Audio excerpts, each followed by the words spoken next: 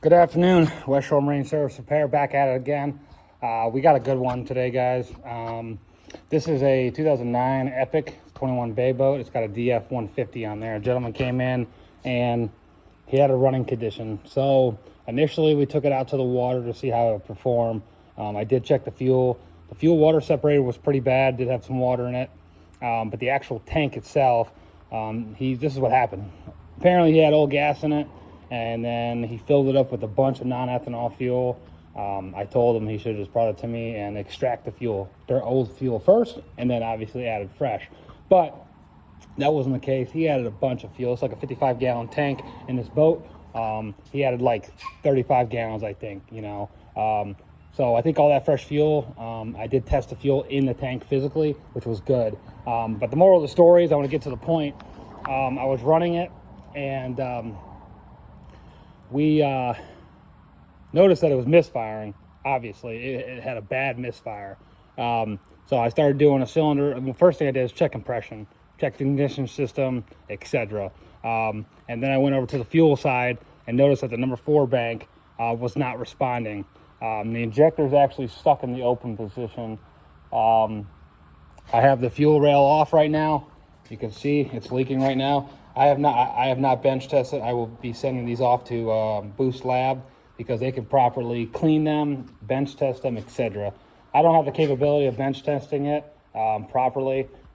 There's a way out there to do it, but I'm not going to damage the coil inside of that injector because all the signal comes from the computer on this, and it does it properly, obviously, from the ground. I'm not going to do that, so I'm going to send it off. But I know that it is an injector problem because on the bottom of this rail right here, I took this off and there was a bunch of sediment in there. I mean, tons of sediment in there. So I brought the VST off of here, obviously took it all apart. You got the regulator, you got the high pressure, you got a screen below here, etc. I have the bottom portion soaking in that chem dip, carburetor parts cleaner. I'm gonna soak it there. It's about 30 minutes. Put all that back together, obviously get a new gasket for it. A lot of corrosion. There was some varnish in there. The screen did have some stuff on it.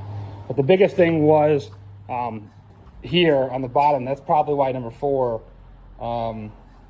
is either stuck open because it was dripping, or it's really clogged up because all this sediment, obviously this is the bottom, 1, 2, 3, 4. All that sediment came down here and it got sucked into number 4 directly. So I don't really know the history of this. The guy's owned it for about a year. He doesn't own this boat. I'm sorry. He doesn't use this boat often.